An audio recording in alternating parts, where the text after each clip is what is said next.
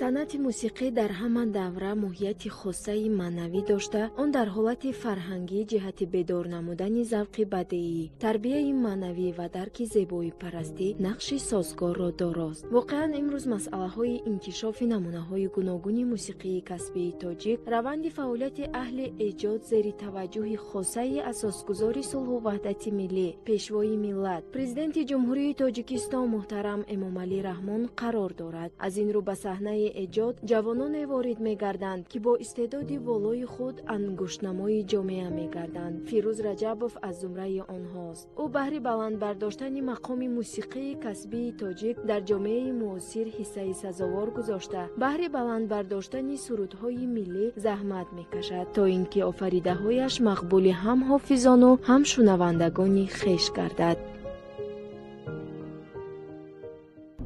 боиси ифтихор ва сарфарозист, ки имрӯз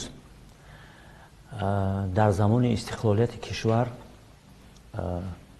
сафи ҷавонони кишвари мо барои таҳсил дар донишгоҳу мактабҳои олии хориҷи кишвар хеле зиёд гардида истодааст. бахусус бо ташаббуси ва дастгириҳои бевоситаи пешвои муаззами миллат, имрӯз мо бо як сари баланд гуфта метавонем, ки ҷавонони мо рӯ ба таҳсил, рӯ ба донишомӯзӣ ва рӯ ба баланд бардоштани сатҳи баланди касбии санъати мусиқии кишвар рӯ овардан ва имрӯз бахусус ман аз амун байни ҳамун ҷавоно, яке аз амун ҷавоное, ки имрӯз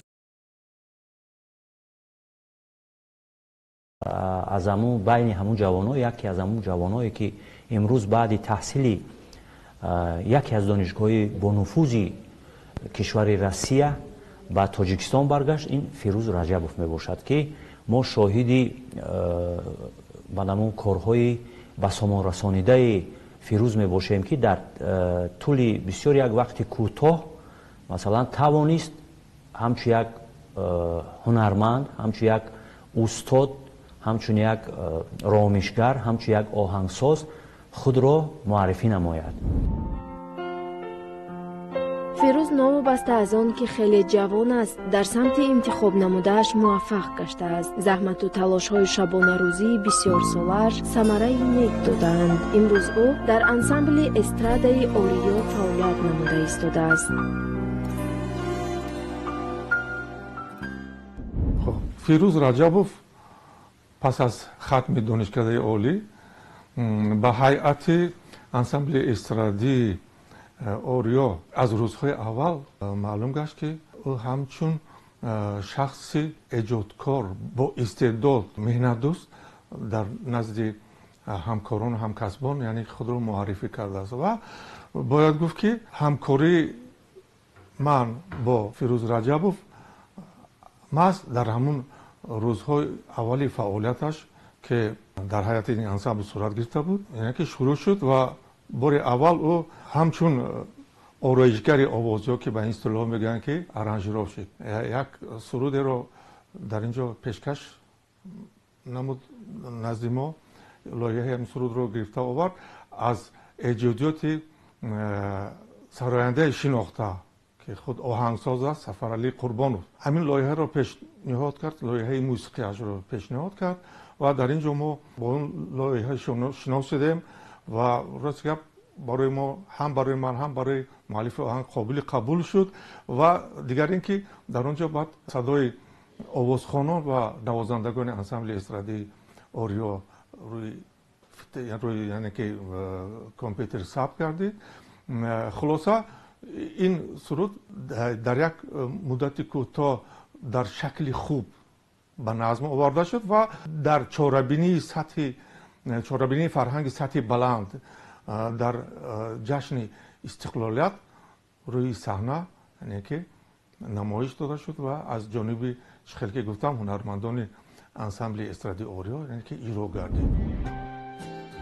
фирӯз раҷабов хатмкардаи мактаби мусиқӣ ба номи мирратулло атоев ва консерваторияи миллии тоҷикистон мебошад. барои такмили дониши худ соли 2014 ба донишгоҳи давлатии фарҳанг ва санъати шаҳри санкт-петербурги федератсияи россия дохил шуда, соли 2018 баъд аз хатм ба ватан баргашт.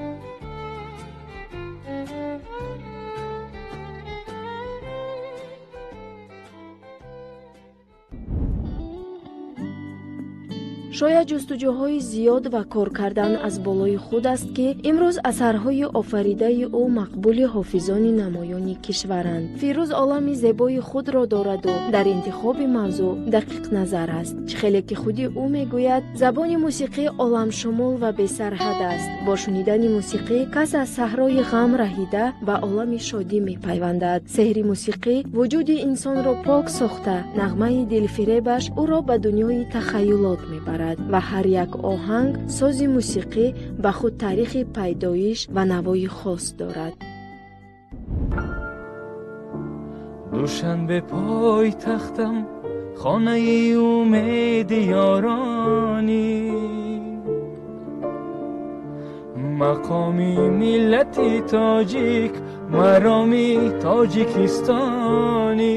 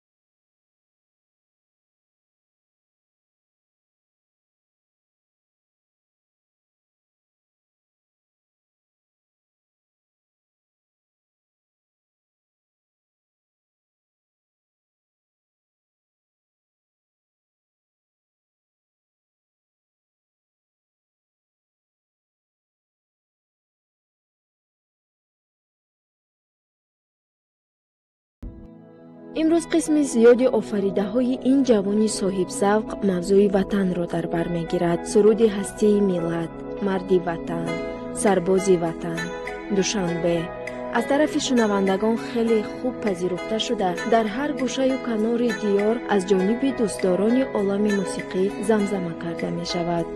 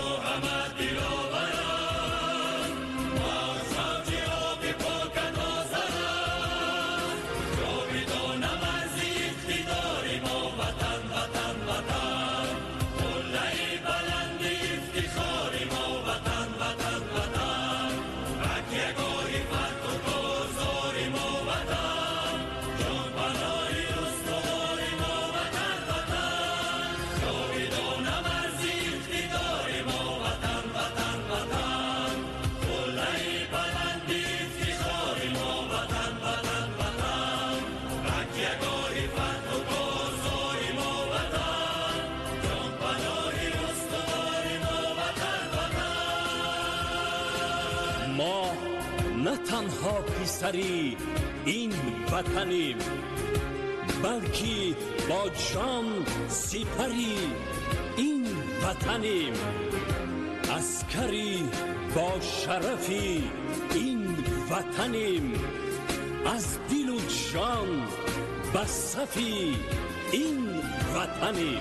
ای وطن با آرمانی تو قسم قسم قسم، نشانی جاودانی تو قسم قسم قسم، صفای آسمانی تو قسم قسم، مردی رخش کامیانی تو قسم قسم قسم قسم. را بدانم از اقتدار ما وطن وطن وطن، قله بلند افتخار ما وطن وطن وطن، تکیه‌گاه فتح و کارزار ما وطن، جان پناه استوار ما وطن وطن.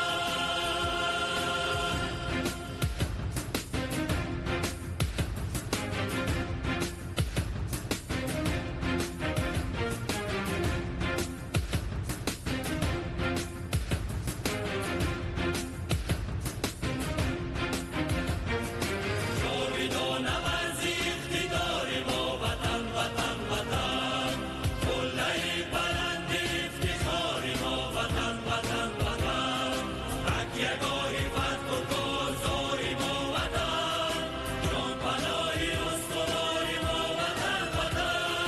جاودانم از اقتدار ما وطن وطن وطن، قله بلند افتخار ما وطن وطن وطن، تکیه‌گاه فتح و کارزار ما وطن، جان پناه استوار ما وطن وطن وطن وطن وطن وطن. واقعا این گونه متن عالی و زیبا هر ایجادکار را که برای وطن، پایداری ملت و آبادی و آسودگی کشوری خویش اندیشه دارد، چون آهنربا به سوی خود میکشد و وادار میکند که آن را با تمام هستی صداقت ترنم نماید. عین حال فیروز کارمند، استاد کنسرواتوری ملی جمهوری تاجیکستان بوده، بهر تربیت شاگردان سهم سزاوار میگذارد. فیروز درباره شاگردان خود با مهر و محبت اندیشه‌رانی مینماید و میگوید که هر نفر آنها طفیل ساز و آهنگ‌های مرغوب، حس وطن دوستی، افتخار ملی و سعادت زندگی را از مهنت همه روزه در پیشبرد و پیشرفت وطن خود می‌دانند. ما شاهدی آن گردیدیم که امروز فیروز نوابسته از با جوانی خود در کنسرواتوری ملی علاقه به حیث استاد فعالیت بکند. و علاقه چندین شاگردان را برای در آینده در همین ساحه کار و فعالیت نمودن علاقه دستگیری کرده ایستاده است، یعنی که تربیت نموده ایستاده است که ما شاهدی بسیار چاره‌بینی‌های فرهنگی گردیدیم که در آن مثلا ما در یک جایگی توانستیم اثرهای ایجاد کنیم که امروز جوابگوی صنعت کسبی تاجیک ما می باشد.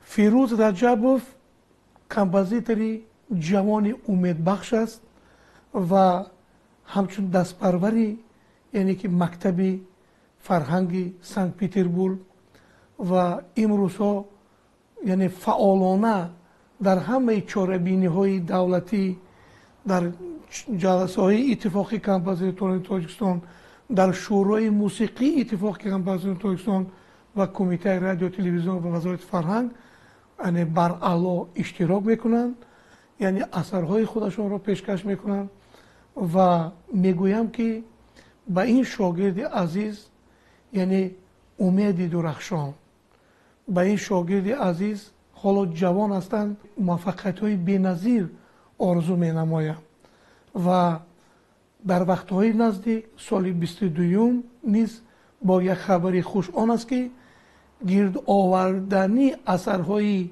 خود ایجاد نموده فیروز رجبوف و همچون یعنی که غالب برآمدن در دور نهایی در آزمون تاجیکستان وطن عزیز من با عضویت اتفاق کمپوزیتوران تاجیکستان یعنی به اعضاگی شامل می‌گردند.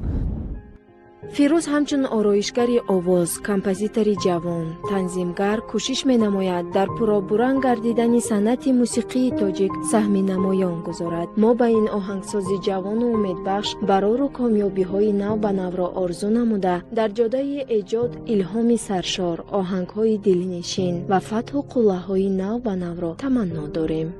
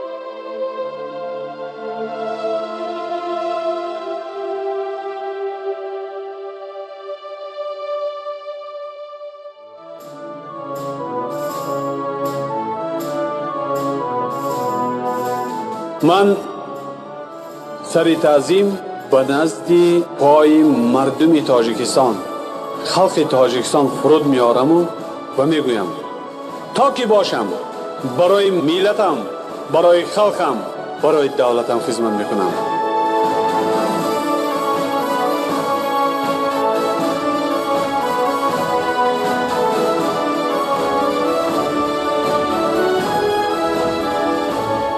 روح ما شاد است این دم از زمین تا بر سما، چون به استقلالی اقبالش رسیده خلق ما. زنده باد آن کس که زنده رسمی ننگ و آر کرد، در ره اقبال استقلال را پایدار کرد.